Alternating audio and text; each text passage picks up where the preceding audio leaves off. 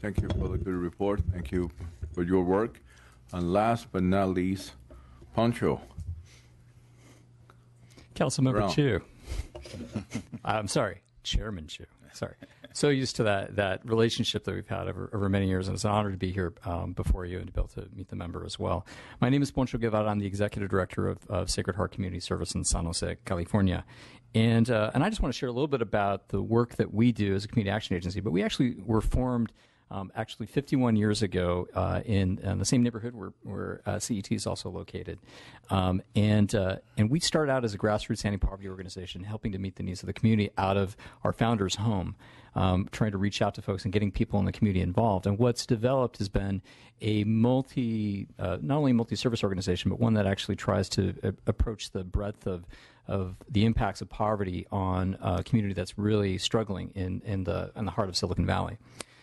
The best way I can articulate this, and I'll get to what we do in a minute, but is to talk about somebody I met about a month ago. See, Nancy had come to our doors and was among a long line of people that actually showed up to actually register her kids for our back-to-school supply program.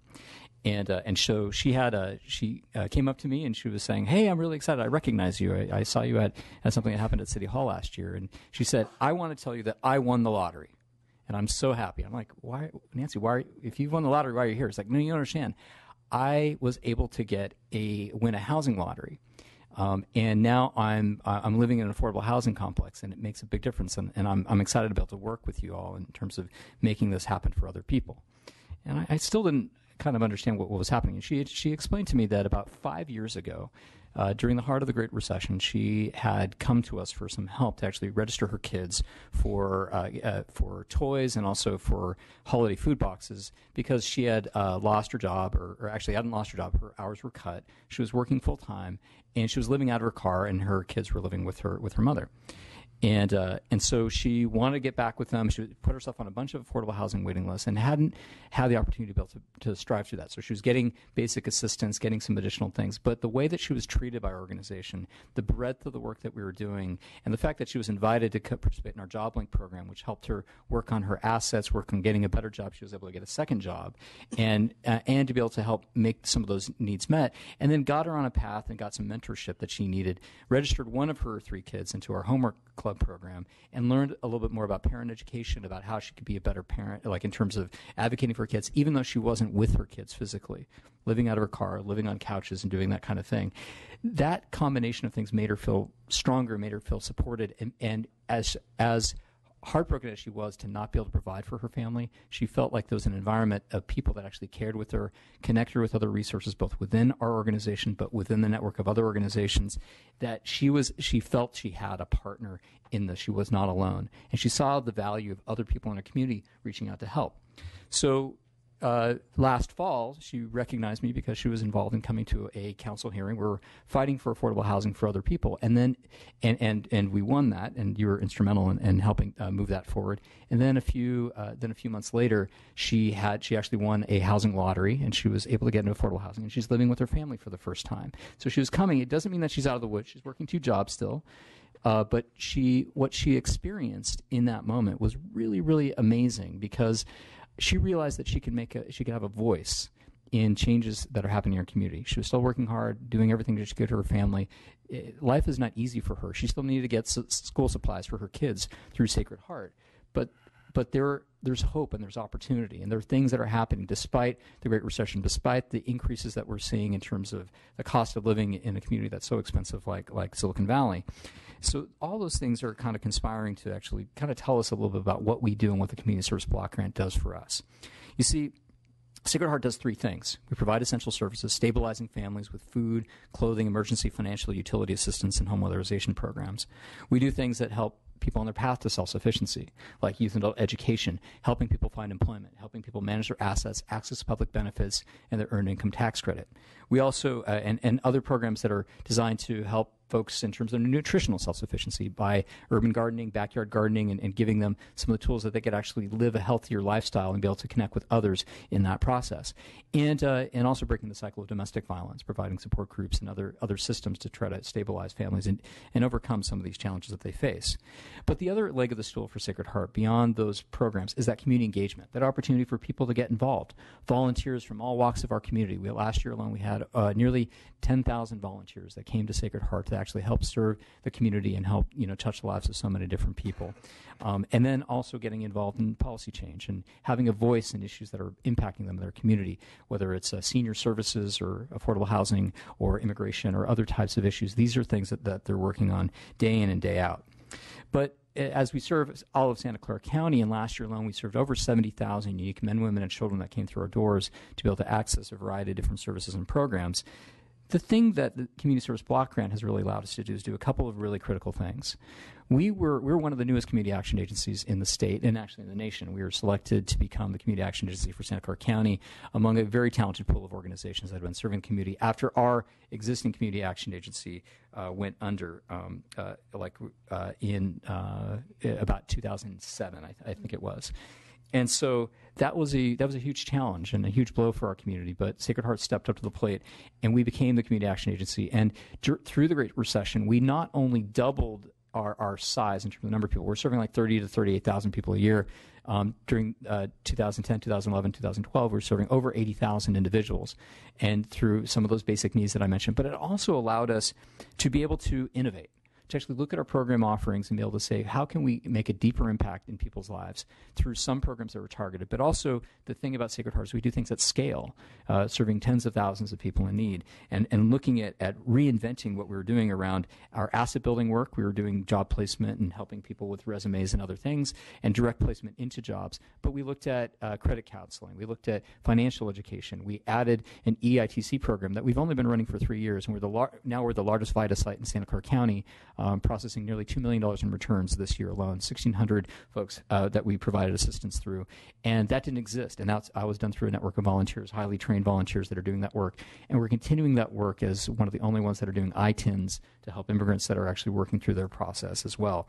And then doing other types of things around regional collaboration, homelessness prevention, expanding the network, working with other sister organizations throughout our community and leveraging those funds, federal dollars, philanthropic dollars, corporate dollars, those kinds of things have continued to grow exponentially in our wake as we serve more than twice as many people.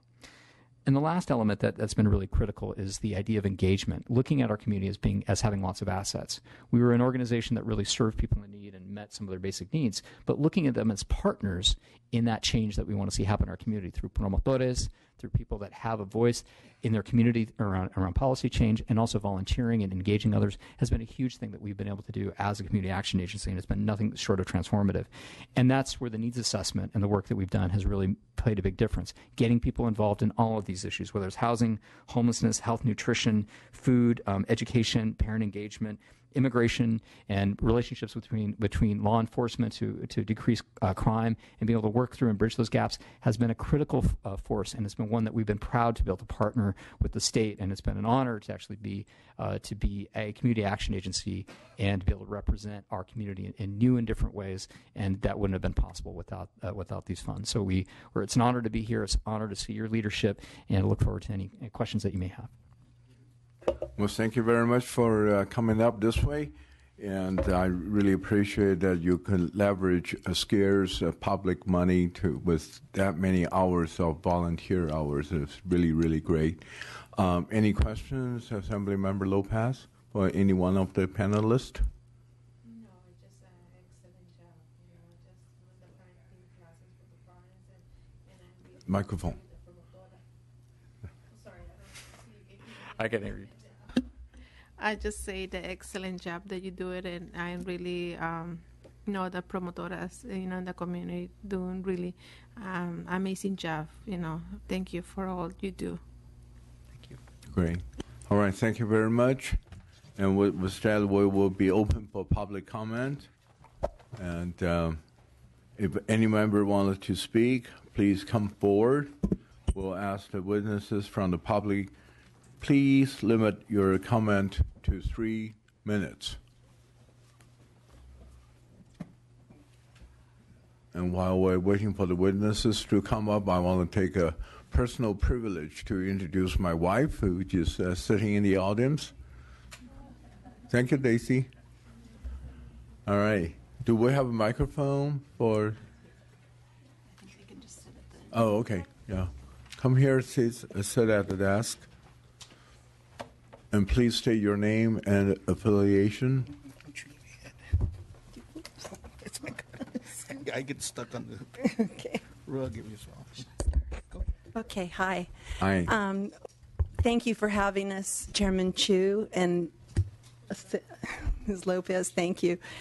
My name is Linda Timbers, and I'm with Project Go, which is the community action agency in Placer County, which is just up the road here from Sacramento, and goes all the way up to beautiful Lake Tahoe. And believe it or not, we have a lot of low-income people in Lake Tahoe. Our population in Placer County is about a little over 300,000, and over 8% of our population is low income. One of the most wealthiest counties in the state, but we have our share of low income people. Project Go became a community action agency only 3 years ago, so we are the latest and the greatest. The county provided the services of the block grant in prior years, and they gave it up 3 years ago, and so we took over. I just want to give you some numbers really quickly on what we've accomplished in 3 years. We have provided supportive services to over 26,000 individuals, of which 824 were homeless, who were helped with shelter, food, clothing, medical assistance, and transportation. Over 700,000 boxes of food were distributed to individuals and families, and several new community gardens were established to provide fresh organic produce to be included in those food boxes. Over 4,500 rides were provided to people in need of transportation. About 600 people were provided with emergency protection from violence, including housing them in safe shelters. Project Go is a developer and property manager and owner of several apartment complexes in Placer County, providing affordable housing to about 400 low-income seniors and families, of which 150 of those seniors, 170 individuals with disabilities, and 121 of the families meet the 100% of federal poverty level and qualify for CSBG funding. We have had over 97,000 hours of donated volunteer services, time, energy, and expertise. We've established linkages throughout the county with all of the community organizations, the county government, the city governments, CalWorks programs, you name it, we're in there, we're partnering and sharing resources. It really was a challenge to become a community action agency. We had to increase our board size, comprised of the tripartite, as Ms. Stout mentioned earlier. So we have a 12-member board, 4 of which are low-income representatives from the county, and 4 are government and 4 business. So that was a big switch because we had a 5-member board prior to that. So that's been quite a challenge.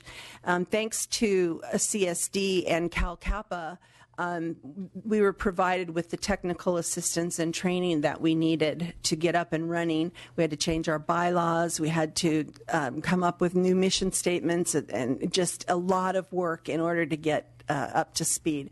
But we're doing it, we're loving it, and we're very excited to continue with what we're doing, and we thank you for the opportunity to share our successes. Great. Thank you, Linda. And next? Hi, Chairman Chu. My name is Ron Andrade. I'm the director of the Los Angeles City County American Indian Commission. I was here 3 years ago at the last community meeting, and I said the same thing. We have had so much trouble with CSD. They keep messing around with us and ignoring our contracts.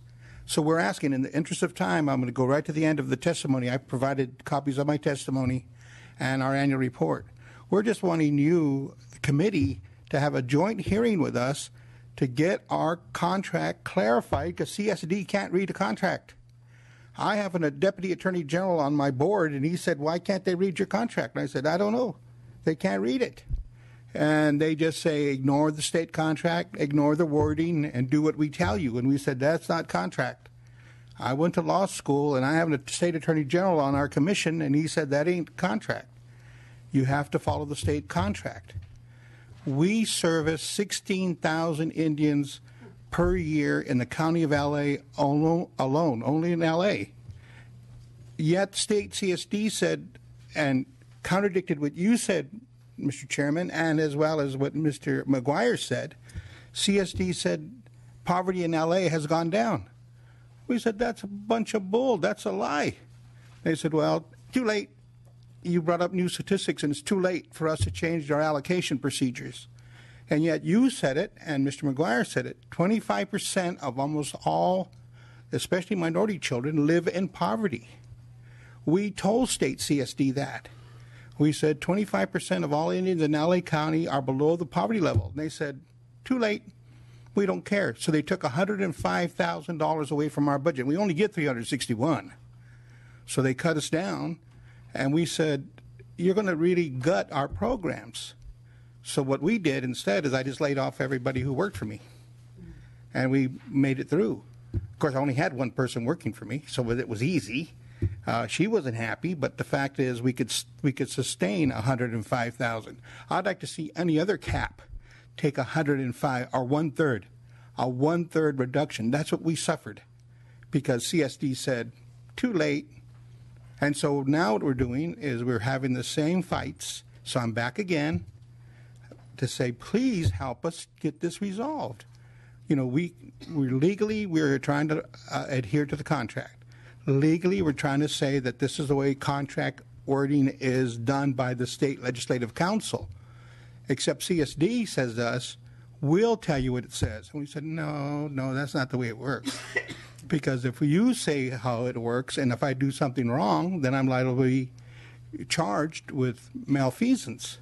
We said, we want to hear from the state legislative council. So we'd appreciate it if the committee would just call a meeting with CSD, with us, and some of the Indian tribes, and bring us here to Sacramento and say, we're going to sit down and go through these contract terms. What is the problem? And our Deputy Attorney General will come with me because he's an official member of the commission, and he sits on the commission.